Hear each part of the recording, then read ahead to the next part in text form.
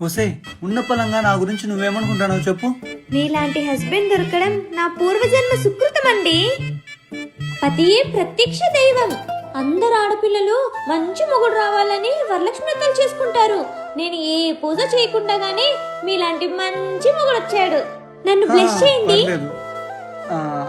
ఇప్పుడు మనసులో మాట చెప్పవా? పర్లేదులేండి. పర్లేదు చెప్పవే. నువ్వు ఒక మొగుడు, మళ్ళీ నీ గురించి నేను మనసులో అనుకోవాలి.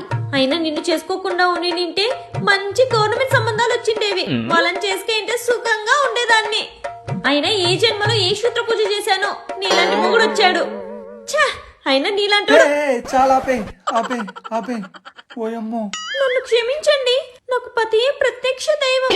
నన్ను బ్లెస్ చేయండి. చాలే మహానటి, చాలు. ఓయమ్మో, కట్టుకున్న భార్య ఇలా తిట్టుకుంటున్నాదంటే ఇంత పిల్లలు ఏ రకంగా తిట్టుకుంటున్నారో.